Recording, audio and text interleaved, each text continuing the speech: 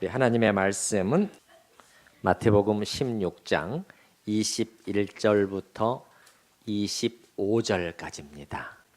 이때로부터 예수 그리스도께서 자기가 예루살렘에 올라가 장로들과 대제사장들과 서기관들에게 많은 고난을 받고 죽임을 당하고 제3일에 살아나야 할 것을 제자들에게 비로소 나타내시니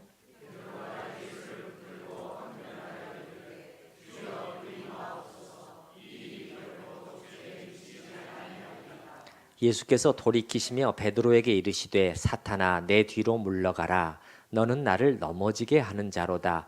내가 하나님의 일을 생각하지 아니하고 도리어 사람의 일을 생각하는도다 하시고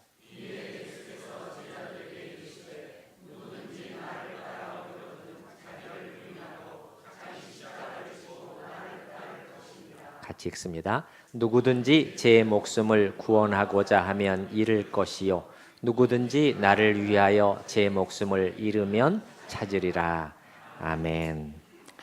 이 내용은 예수님께서 제자들에게 처음으로 자기에게 당신에게 임할 그러한 고난을 이렇게 제자들에게 분명하게 말씀해 주신 내용이고, 제자들이 이 말을 들었을 때 매우 놀라고 당황하고 거기에 대해서 예수님께서 더 분명하게 당신이 걸어야 할 길을 말씀해 주시는 그러한 내용이죠. 오늘은 21절부터 23절까지의 말씀을 같이 나누고 부활 고난 주간 그 새벽 기도회 때 화요일 아침에 또 나머지 24절, 25절 말씀을 연이어서 같이 상고하도록 하겠습니다. 자, 21절 말씀을 보십시다. 21절 말씀은 무슨 단어로 시작하나요? 이때로부터. 무슨 말이냐면 맨 뒷 마지막 구절하고 연결이 됩니다. 이때로부터 비로소 나타내시니, 그런 말입니다. 그 말은 비로소 알려주기 시작하셨으니, 그러한 뜻입니다. 비로소 알려주기 시작하셨으니, 이때로부터 뭔가 이 예수님의 공생의 사역 중에서 또 하나의 중요한 시작점이라는 것을 알 수가 있는데, 어떤 신학자는 말하기를 이때로부터, 이제 지금부터 예수님의 사역은 본격적으로 죽음을 향한 마취, 죽음을 향한 행진이 시작된 것임을 예수님께서 나타내신 것 같다, 이렇게 표현을 했어요. 그래서 이때로부터 예수 그리스도께서 자기가 예루살렘에 올라가, 죽음의 길이죠. 장로들과 세 부류의 사람들이 나오네요. 장로들과 대제사장들과 서기관들, 이 세 부류는 이스라엘의 그 유대인들의 그 최고 통치 기구인 사법, 행정 모든 부분에서 자치적으로 그 통치를 어느 정도 허락을 했거든요. 거기서 최고권을 행사하는 산헤드린 공의회를 구성하는 세 축이라고 합니다. 산헤드린. 그래서 예수님께서 굳이 이 그 성경을 기록한 마태가 세 부류를 굳이 다 언급을 하잖아요. 모두 다에게, 사실은 이스라엘을 공적으로 대표하는 기관이 산헤드린인데 산헤드린의 구성원들에 의해서 다 배척을 당하셨다는 거죠. 나는 이제 장로들과 대제사장들과 그리고 서기관들, 이 말은 결국은 당신의 백성 유대인 전체에 의해서 나는 배척을 당해야 된다. 그리고 마지막에는 여러분이 아시는 것처럼 제자들도 결국은 예수님을 버리고 도망하는 가장 큰 외로움을 예수님은 맛보셨잖아요. 그래서 이들에게 많은 고난을 받고 죽임을 당할 것이다. 고난은 고난이 돼. 그냥 사실은 예수님의 생애 전체가 고난이라고 제가 말씀을 드렸습니다마는 이제 점점 그것이 강해지는 것입니다. 그래서 이 마지막에 많은 고난을 나는 겪어야 된다. 수욕과 침뱉음과 뺨맞음과 채찍과 걷어차임과 조롱과 멸시와 우리가 상상할 수 있는 가장 큰 배척을 나는 당해야만 한다. 이렇게 말씀하심으로써 예수님의 사역의 핵심적인 성격이라는 것이 무슨 환영과 박수갈채와 그리고 성공했다, 대단하다 이러한 사역이 아니라 오히려 배척당하고 버림받고 고난받고 죽음에까지 이르시는 것임을 명백하게 해주신 것이죠. 그렇게 하면서 제3일에 살아나야 할 것을 제자들에게, 누구에게? 제자들에게 비로소 알려주기 시작하셨다는 것이죠. 이제는 때가 됐다는 것입니다. 이제는 제자들도 그것을 알아야 한다는 것입니다. 왜 그렇죠? 제자라는 것은 누군가요? 스승과 같은 길을 걷는 사람이죠. 누구의 제자다, 누구의 수제자다 그렇게 말하는데 그분이 간 길과는 전혀 딴 길을 가면은 참 제자라고 할 수가 없는 것이죠. 우리는 성경에서 많은 경우에 크리스찬들을 신약에서는 특히 사도행전에서는 제자라고 부른다는 사실을 여러분이 잊으시면 안 됩니다. 디사이플이라고 부르는데 특별한 한 종류의 사람들을 사실 제자라고 부르지 않아요. 제자가 과연 누구인가? 신약 성경을 쭉 연구해 보면 이거는 예수님을 믿는 모든 사람들을 제자라고 부른다는 것을 알 수가 있습니다. 여러분은 제자이십니까? 예, 주님 저는 주님의 제자입니다. 이렇게 말하는데 제자라는 건 따르는 자예요. 스승의 길을 따르는 자는. 여러분이 뒤쪽에 24절에도 보시면 이에 예수께서 제자들에게 이르시되 누구든지 나를 뭐 하려거든 따라오려거든 맨 뒤에도 따를 것이니라. 따르는 자이기 때문에 이제는 너희도 알아야 된다. 스승의 길을 여러분은 분명히 알아야 된다. 그렇게 말씀해 주시는 것이죠. 나중에 그 마태복음 뒤쪽에 보면 주님께서 두 번 더 갈릴리에서 또 한 번은 예루살렘으로 올라가는 길에 다시 한번 총 3번 아주 명확하게 주님의 이 마지막 그 가셔야 될 길을 제자들에게 알려주시는 것을 볼 수가 있어요. 여기에 대해서 이렇게 예수님께서 말씀해 주셨는데 베드로의 반응은 어떻습니까? 22절에 보면은 베드로가 아주 그 간절하고 강하게 말리고 있는 것을 볼 수가 있는 것이죠. 베드로가 예수를 붙들고라는 것은 무엇입니까, 여러분? 이 주님 제발 간절한 자세죠. 간절한 자세. 그리고 붙들고 그 다음에 보면은 무슨 단어가 나와 있나요? 항변하여 이르되 이렇게 나와 있죠. 이전 성경에서는 붙들고 간하여 이르되 이렇게 나와 있어요. 그런데 이 새로운 번역이 더 원어에 가깝게 번역이 된 것입니다. 사실 원어 성경에는 더 강한 단어가 사용되고 있는 것 같아요. 그래서 대부분의 영어 성경들은 이 항변하여를 뭐라고 번역하고 있냐면 rebuke로 번역하고 있어요. rebuke라는 단어는 질책한다, 꾸짖는다 이런 단어입니다. 그러니까 베드로가 지금 하고 있는 이 행동은 뭐냐면 꾸짖을 정도로 강하게 주님을 만류하고 있는 거예요. 주님, 그래서는 안 됩니다. 여기 보세요. 그리 마옵소서. 이런 일이 절대 일어나서는 안 됩니다. 이 일이 결코 주께 미치지 아니하리이다. 이 말은 주님 그 길로 가셔서는 안 됩니다. 이런 만류죠. 이 베드로의 이 강한 만류는 나름대로는 베드로에게는 확신과 의미가 있는 것이었습니다. 지금 여러분 앞쪽을 보시게 되면은요. 오늘 이제 우리가 읽지 않은 앞쪽을 보면은 13절에 빌립보 가이사랴 지방에서 있었던 일이거든요. 15절에 16장 15절에 너희는 나를 누구라 하느냐? 베드로가 대답합니다. 16절에 주는 그리스도십니다. 이 말은 히브리어로는 메시아십니다. 그런 말입니다. 메시아, 기름 부음 받은 자. 그리고 살아계신 하나님의 아들이십니다. 아주 주님이 누구신가를 명백하게 잘 대답했죠. 17절에 예수님이 바요나 시모나 내가 복이 있도다. 정확하게 네가 알고 있다. 잘 대답하였다. 하나님이 너에게 알게 해주신 거야. 그러면서 18절에 내가 이 반석 위에 내 교회를 세울 것이다. 뭔가 주님께서 하신다고 말씀하시죠. 뭔가 큰 위대한 일을 이루실 것처럼 말씀하시는 거예요. 그리고 19절에 내가 천국 열쇠를 줄 것이니 땅에서 매면 하늘에서도 풀릴 것. 땅에서 풀면은 하늘에서도 풀릴 것이다. 뭔가 지금 중요한 아주 큰 구속의 일, 하나님의 나라가 임할 것을 말씀하고 계시기 때문에 베드로도 지금 흥분해 있는 거예요. 지금 기세가 등등해 있습니다. 승승장구하고 있어요. 예, 그렇게 말씀하시는데 주님께서 많은 고난을 받고 모두에게 배척을 당하고 그리고 마지막에는 죽음이다.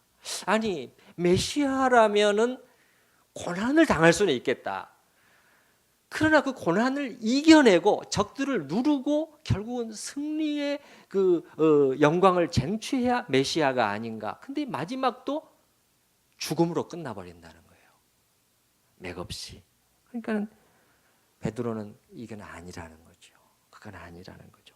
개선 장군처럼 예루살렘에 입성하셔서 모든 대적들을 제거하고 쓸어버리고 하나님의 나라를 세워야 할 중차대한 임무를 가지신 분이 무슨 지금 주님 약한 말씀을 하시나요? 이 어두운 시기에 예수님만이 우리의 유일한 소망이고 그래서 우리는 모든 것을 버리고 예수님을 따랐습니다. 이 많은 사람들이 주님만을 바라보고 있는데요. 그래서 나도 피 끓는 마음으로 한번 화끈하게 정말 싸우고 목숨을 바쳐서 싸워버리라. 이렇게 주님을 따라왔는데 맥없이 죽으시겠다는 거예요. 근데 여러분이 잘 아시겠지만 이제 성경을 아는 우리들은 이 베드로의 말은 굉장히 그럴싸하고 본인에게도 확신이 있는 그런 말이지만은 그러나 하나님의 뜻이 아니었다는 것을 우리는 그건 사람의 뜻이었죠. 하나님의 뜻은 무엇이었죠? 반대로 예수님이 죽으셔야 되는 거예요. 구속의 큰 일을 이루시기 위해서는 낮아지고 십자가에까지 낮아지셔야 되는 거예요. 태초부터 계셨던 거룩하신 성자 하나님께서. 예수님께서 말씀하셨잖아요. 인자는 장로들과 대제사장들과 서기관들에게 넘겨오려서 채찍에 맞고 온갖 멸시와 수욕을 받고 십자가에 처형 당해야만 한다. 다시 말해서 예수님의 높아지심이 아니라 예수님의 낮아지심을 통해서 하나님이 영광을 받으시도록 그렇게 하나님의 비밀이 하나님의 신묘한 구원의 계획이 이 속에 깃들어 있었던 것이죠. 높아짐이 아니라 강해짐이 아니라 오히려 약해짐으로 오히려 낮아짐으로 가장 낮아짐으로 하나님께 가장 큰 영광을 돌리신 분이 우리 주 예수님이셔요. 이 하나님의 나라의 원리는 참 신비하지 않습니까, 여러분? 우리 생각과 틀리지 않아요. 이 땅의 원리와 얼마나 다른지 모르겠습니다. 더 정확히 말씀을 드리면 먼저 낮아지시고 그리고 다음에 높아지시는 거죠. 그건 분명히 있습니다. 빌립보서 2장에 있는 것처럼 사람의 모양으로 나타나사 자기를 낮추시고 죽기까지 복종하셨으니 곧 십자가에 죽으심이라. 그 다음 절에 보면 이러므로 하나님이 그를 지극히 높여 모든 이름 위에 뛰어난 이름을 주셨다. 이게 하나님의 순서인 것이죠. 이 순서. 자, 이런 베드로의 이 항변과 꾸짖음에 가까운 만류에 예수님의 반응은 어떻습니까? 23절에 예수님께서 돌이키시며 베드로에게 이르시되 사탄아 내 뒤로 물러가라. 이 말은 베드로가 사탄이라는 말일까요? 그럼 무슨 말이겠습니까? 베드로는 사탄이 아니죠. 사랑하는 제자죠. 그러나 지금 베드로의 입을 통해서 사실은 사탄이 예수님께 말하고 있다는 것을 예수님은 금방 아신 것이죠. 맞습니까? 이것을 통해서 우리가 또 배울 수 있는 교훈이 하나가 있죠. 뭐죠? 사탄은 매우 가까운 사람, 나를 무척 아끼고 사랑해주는 사람의 입을 통해서도 나에게 말을 해올 수가 있는 것이에요. 그걸 우리가 배울 수가 있는 것이죠. 정말 나를 위해 주는 것 같이 보이는 그 조언이나 권고 속에 뜻밖의 사탄의 음성이 숨어 있을 수도 있습니다. 다른 말로 한다면 나를 생각해서 해주는 말이라고 해서 늘 좋은 상담이나 조언은 아닌 것입니다. 정신을 차리고 잘 분별해야 되는 것이죠. 하나님의 말씀에 거울에 비춰서 우리는 분별할 필요가 있는 것입니다. 예수님은 이러한 속삭임에 넘어가지 않으시고요. 뭐라고 말씀하시느냐? 너는 나를 넘어지게 하는 자라. 사탄, 너의 지금 이 해오는 말은, 나에게 속삭이는 이 말은 나를 세우는 것이 아니라 나를 넘어뜨리려고 한다는 것을 내가 잘 알고 있지. 너는 나를 생각해 주는 척 하면서 다가와서 달콤한 음성으로 속삭이지만 너의 목적은 오직 나를 넘어뜨리고 멸망시키고 죽이는 데 있다는 것을 나는 알고 있어. 여러분, 사탄이 우리에게 접근할 때 우리에게 무언가 선하고 유익하고 좋고 우리를 살리도록 계획하는 것은 단 하나도 없습니다. 단 하나도 없어요. 예수님께서도 요한복음 10장 10절에서 분명히 말씀하셨죠. 도적이 오는 것은 도적질하고 죽이고 멸망시키려는 것뿐이요. 그거 외에는 없어요. 그래서 여러분, 사탄의 음성이 우리에게 들려올 때 언제나 그것을 여러분이 잘 기억을 하셔야 됩니다. 절대 저거는 나를 살리고자 나에게 해주는 속삭임이 아니에요. 사실은 죽이고자 하는 속삭임인 것입니다. 반대로 하나님께서 우리에게 말씀하실 때는 하나님의 음성을 들어보면 그건 때로는 힘들어요. 달콤하지 않아요. 때로는 아프고요. 부담스럽고요. 좁고 힘들어요. 그렇지만 그것이야말로 생명의 길이요 살리는 길입니다. 그것은 때로는 늦어 보이고 돌아가는 것 같고 많은 시간이 걸린 것 같지만 지름길이에요. 가장 빨리 가는 길입니다. 그래서 이제 25절에도 예수님께서 그렇게 말씀하시잖아요. 그래서 누구든지 제 목숨을 구원하고자 하면 이룰 것이다. 너는 나에게 내 목숨을 구원하라고 붙잡아라고 버리지 말라고 말하지만 그건 아니야. 누구든지 하나님을 위하여 제 목숨을 잃는 그 사람이 찾을 것이다. 그렇게 말씀하시잖아요. 근데 여러분, 예수님께서 이 베드로의 말을 들었을 때 그것이 사탄의 음성인 것을 어떻게 금방 알아차리셨을까? 저는 그 다음 문장에 힌트가 있다고 생각을 해요. 너는 나를 넘어지게 하는 자로다. 그 다음에 뭐라고 나와 있죠? 내가 하나님의 일을 생각하지 아니하고 도리어 사람의 일을 생각하는 거야. 베드로의 말을 들어봤을 때 굉장히 나를 생각해주고 사랑의 말 같지만은 그것을 분별의 기준이 이것이었다는 거예요. 지금 하나님의 일을 염두에 두고 있느냐 아니면 사람의 일을 염두에 두고 있느냐. 베드로는 사람의 일을 염두에 두고 하나님의 일보다도 사람의 일이 더 우선이 되어 있는 거예요. 금방 알아차리신 것이죠. 저건 하나님의 음성이 아니야. 이것이 아마 우리에게도 중요한 분별의 기준이 될 수 있을 것 같습니다. 실제로 우리가 살아가면서 중요한 결정을 내릴 때, 또 여러 가지 얘기들을 우리가 들을 때 저게 과연 하나님께로부터 오는 소리인가 아니면 사탄의 소리인가 여러분이 분별하실 때 하나님의 일인가 사람의 일인가 그걸 생각해 보시면 도움이 될 것 같아요. 자, 예수님께서는 이 베드로를 통해서 들려오는 사탄의 음성을 금방 간파해 하시고 몸을 돌이키셔서 베드로의 두 눈을 똑바로 보시면서 말씀하시는 거예요. 사탄아, 내 뒤로 물러가라.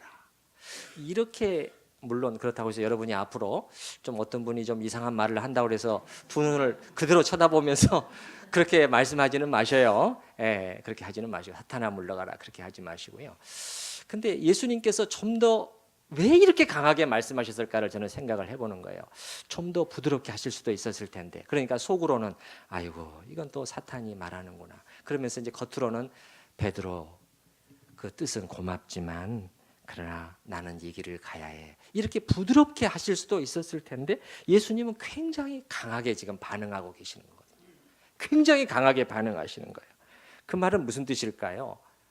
나는 너의 그 말에 귀를 기울이지 않겠다. 너는 그건 거짓말이야 하고 단호하게 노를 하시는 거죠. 노. 제가 가끔 말씀드립니다마는 주님, 여러분, 우리가 잘못된 음성에 대해서는 이렇게 단호하게 대응을 해야 돼요. 사실은 우리가 이 세상에 살면서 늘 두 가지 음성을 듣고 있다고 할 수가 있습니다. 한편으로는 이 하나님의 말씀을 우리는 계속해서 배우고 듣고, 또 말씀의 선포를 통해서 하나님의 뜻이 무엇인가를 계속해서 하나님의 길, 하나님의 방법, 하나님의 뜻을 계속해서 들어오고 있습니다. 그런데 이렇게 또 둘레를 이렇게 돌아보게 되면은, 또 사람들이 하는 말을 들어보면, 신문이나 또 TV를 보게 되면, 또 사람들이 사는 삶의 방식을 우리가 가만히 살펴보게 되면, 이게 지금 이 소리가 아니에요. 벌써 그 보는 자체가 소리가 들려오는 겁니다. 뭔가 나한테 다른 소리를 들려오는 거예요. 그렇게만 해서는 안 돼. 이제 이런 소리들이 또 우리에게 들려오는 것이죠. 그럴 때 여러분의 귀에 들려오는 이 두 가지 음성, 이 갈등이 있을 때 여러분 어떻게 반응하시나요? 하나님의 말씀과 어긋나는 속삭임과 유혹들에 대해서 예수님처럼 이렇게 단호하게 응대하고 계시나요? 아니면 너무 부드럽게 대하고 계시지는 않나요? 그런 소리들에 대해서 알겠는데 그렇지만 나는 그렇게 할 수는 없어. 나는 이 길을 힘들어도 걸어야 한다니까. 이런 정도로 응대를 해서는 너무 약하다는 거예요. 예수님은 팍 밀어내신 겁니다. 팍 밀어내신 거예요. 사탄아 물러가라. 그건 거짓말이야. 그건 거짓말이다. 단호하게 외치신 것이죠. 고개를 저으신 것이죠. 지금까지 너의 말대로 따라서 했을 때, 우리도 마찬가지라는 거예요. 너의 음성을 따라서 했을 때 나에게 온 결과가 무엇이었는가? 과연 너는 나를 살리게 만들고 너는 정말 나를 행복하게 해주었는가? 다 아니었거든요. 다 거짓말이었거든요. 다 사탕발림으로 꼬드겨서 끌고 갔지만 그 결과는 다 허전했거든요. 혹시 요즘에도 여러분의 마음속에서 무엇인가 슬그머니 들려오는 음성들이 있지는 않을까요? 잠깐 생각을 해보셔요. 요즘에 내 마음을 슬그머니 끌어당기는 그러한 소리들은 또 무엇일까? 여러분이 중요한 결정을 하고자 했을 때, 특별히 그럴 적에 우리는 주님의 이 말씀을 기억해야 되겠습니다. 너는 나를 넘어지게 하는 자로다. 너는 나를 넘어지게 하는 자로다. 사탄의 금. 우리 한번 따라서 한번 해보십시다. 너는 나를 넘어지게 하는 자로다. 단호하게 반응해야 됩니다, 여러분. 단호하게 반응하셔야 돼요. 너는 나를 넘어뜨리려고 지금 그 말을 하고 있지. 자, 23절의 그 뒷부분을 보시게 되면 너는 나를 넘어지게 하는 자로다. 그 다음에 내가 하나님의 일을 생각하지 아니하고 도리어 사람의 일을 생각하는구나. 이 두 가지가 지금 대립이 되고 있거든요. 여러분, 사람의 일은 여기서 무엇일까요? 베드로의 권대로 하는 것이죠. 예수님이 사는 건가요? 죽는 건가요? 사는 것입니다. 사람의 일은. 하나님의 일은, 하나님의 뜻은 예수님이 죽으시는 거예요. 그 두 가지가 병행할 수가 없어요. 대립되고 있습니다. 대립되고 있어요. 날카롭게 지금 대립이 되고 있습니다. 둘 다를 붙들 수가 없어요. 둘 중 하나만 가능하다는 것이. 그러고 보면은 제가 이렇게 이제 성경을 잘 살펴보게 되면 하나님의 말씀은 많은 곳에서 대조를 말씀하고 계시는 것 같아요. 우리는 그게 힘들어요. 그런 말을 들었을 때 우리는 주님 왜 그렇게까지 말씀하셔야 돼요? 저는 그냥 둘 다 붙들고 싶어요. 근데 제가 하나님의 말씀을 보게 되면은 저도 그런 유혹이 들어요. 저도 마음이 약해지기도 하고. 그런데 하나님의 말씀을 이렇게 살펴보면 많은 경우에 빠져나갈 수가 없어요. 제가 못 빠져나가겠어요. 제가 못 빠져나가겠어요. 예를 들어서 주님께서 말씀하실 때 겟세마네에서 기도하실 때도 아버지여 나의 원대로 마시고 아버지의 원대로 아버지의 뜻대로 하시옵소서. 태조인 것이죠. 태조인 것이죠. 사도 바울과 같은 경우는 이것을 이름과 어둠이라는 단어로, 두 단어로 표현을 했죠. 나는 모든 것을 잃는다, 버린다, 배설물로 여긴다. 왜? 얻기 위하여. 마이너스만 있지 않았습니다. 나는 버린다, 던진다, 잃어버린다. 그리스도를 얻기 위하여. 이 플러스가 있기 위해서는 마이너스가 요구된다는 것입니다. 이것이 하나님 나라의 원리라는 것이죠. 예수님께서 12제자를 한 명씩 한 명씩 부르셨을 때 성경에 보게 되면은 그들이 예수님을 다 따랐는데 표현이 반복되는, 공식처럼 반복되는 표현이 있어요. 거기에서 어떻게 나왔느냐? 버리고 따르니라. 버리고 따르니라. 이 표현이 나와 있는 거예요. 제가 성경을 보니까 그냥 예수님을 따르니라 이렇게 하면 좋은데 버리고 따르니라 이렇게 나와 있는 거예요. 예를 들면 누가복음 5장 27절에 보면 그 후에 예수께서 나가사 레위라 하는 세리가 세관에 앉아 있는 것을 보시고 나를 따르라 하시니 그가 일어나 모든 것을 버리고 예수를 따르니라. 버림과 따름인 것이죠. 버리지 않고는 따를 수가 없구나 하는 것을 성경은 계속해서 우리에게 암시해 주시는 것이죠. 사실은 버린 만큼 따를 수 있구나 하는 것을 아는 것이죠. 여러분, 이스라엘 백성도 마찬가지였잖아요. 그들이 우상 바알 늘 걸림돌이 됐잖아요. 여호와를 섬기려면 바알을 버려야만 하는 것이죠. 맞습니까? 네네. 예를 들어서 여기가 성전이라고 할 때 우리 교회당을 성전이라고 부르면 안 된다고 말씀드렸습니다. 그러나 하나님을 예배하는 이스라엘의 성전이라고 생각을 했을 때 하나님을 예배하는 이곳에 바알의 우상을 세워놓고 거기 가서 바알 신이시여 우리를 도와주세요 하고서 또 하나님 앞에 나와서 이렇게 하나님을 찾는다면 그게 어불성설이잖아요. 어불성설이잖아요. 아직도 바알을 섬기고 있는 한 결코 하나님을 제대로 섬기고 있다고 할 수가 없는 것이죠. 하나님을 섬기기 위해서 먼저 필요한 것은 바알의 우상 신전을 부숴야 되는 거예요. 부수고 찍어 쪼개고 불살라 없애버려야 되는 것입니다. 근데 이스라엘 백성의 실패가 어디 있었죠? 둘 다를 붙잡아 보려고 다 했던 것입니다. 그렇게 하다가 결국은 심판하고 망했던 것이죠. 근데 사실은 오늘도 우리도 얼마든지 이스라엘과 같은 우를 되풀이하고 있을 수 있다는 것을 기억을 해야 되겠습니다. 우리 속에서 버려야 할 것이, 내려놓아야 할 것이 있는데 그걸 그렇게 하지 못함으로 인해서 우리가 얻어야 할 것, 나아가야 할 것을 늘 발목을 붙잡히고 있지는 않은지 생각해 봐야 되겠습니다. 그리고 이 말씀을 통해서 우리가 한 가지 더 생각해 볼 수 있는 포인트, 하나님의 일과 사람의 일. 내가 하나님의 일을 생각하지 아니하고 하나님의 일에 우리들의 마음이 가 있어야 된다는 것입니다. 하나님의 일이 우리들의 염두 속에 있어야 된다는 거예요. 하나님의 일, 하나님과 하나님, 그리고 그분과 관련된 것들에 우리들의 관심이 먼저 가 있어야 된다는 거예요. 근데 반대로 우리는 어떻게 하죠? 사람의 일, 나의 집착을 하죠. 자, 예를 들어 보십시다. 오늘 우리가 이렇게 예배의 자리에 나왔습니다. 우리 성도님들 많은 사실 그 시간들을 어떻게 보면 정말 희생하고 오늘 주님 앞에 예배드리러 나왔습니다. 어떻게 나왔을까요? 주님, 제가 오늘 예배를 통해서 많은 은혜를 받고 싶습니다. 이건 나쁜 것은 아니에요. 그러나 더 좋은 것은 뭐죠? 어떻게 이 예배의 자리를 통해서 오늘 이 1시간 동안 어떻게 해서 내가 하나님을 높일 수 있을까?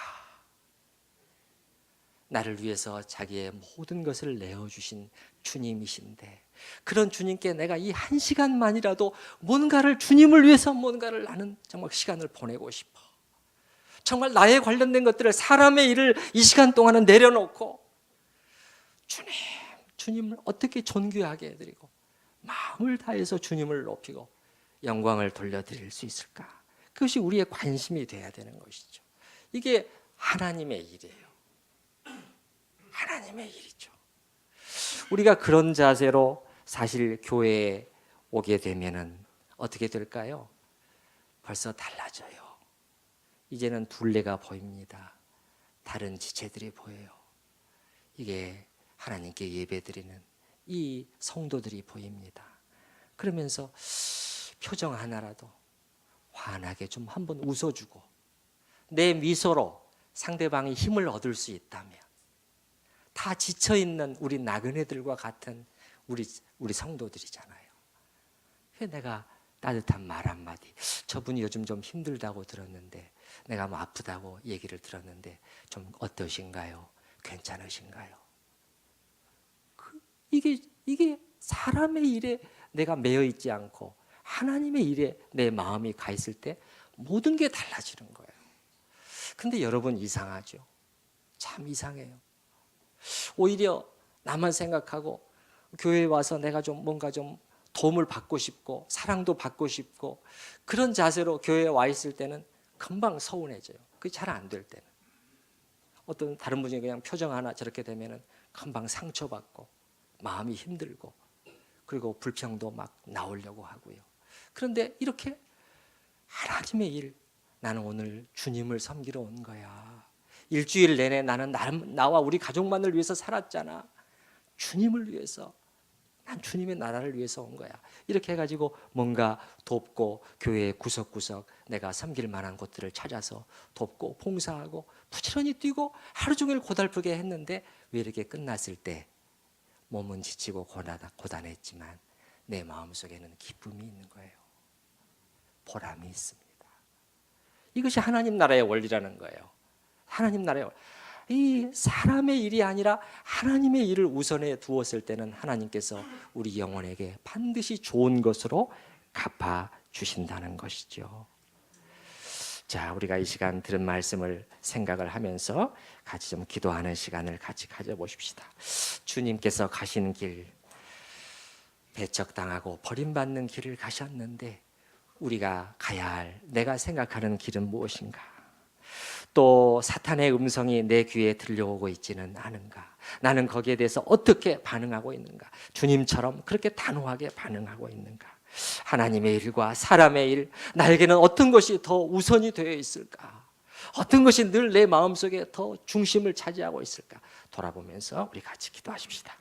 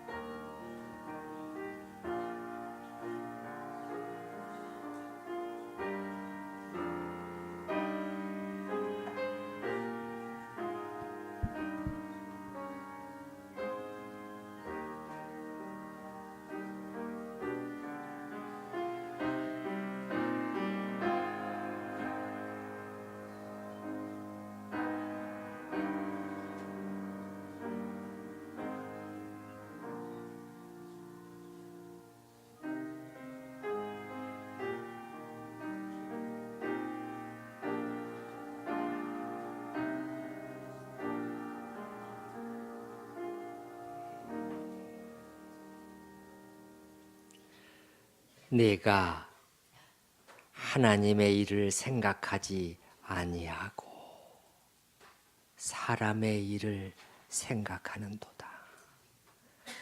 주님, 주님의 말씀은 언제나 놀랍습니다. 저희가 생각하는 것보다도 훨씬 높고, 그러나 언제나 그 말씀대로 되는 것을 저희는 봅니다.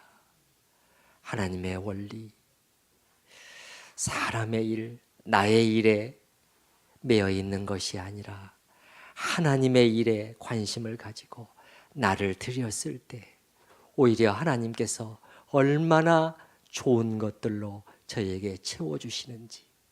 주님은 이렇게 우리를 참으로 구원하시기 위해서 우리에게 찾아오셨습니다. 주님의 이 구원의 목적, 나 중심으로 나에게 묶여 있고 종로로 타는 것이 아니라 하나님의 나라에 시선을 돌리는 이 참된 구원을 위해서 오셨사오니 주님, 저희가 그 구원의 회복에 기쁨으로 동참케 하여 주시옵소서. 우리의 원수는 계속해서 사람의 일에 나의 일에 우리를 묶어 두려고 하는데, 그런 음성을 끊임없이 많은 수단들을 통해서 들려주곤 하는데, 우리가 그런 음성에 대해서 그저 부드럽게 반응하지 않게 하시고, 너는 나를 넘어지게 하는 자로다, 절대 귀를 기울이지 않도록 저희를 은혜 가운데 붙들어 주시옵소서. 예수님의 이름으로 기도드립니다.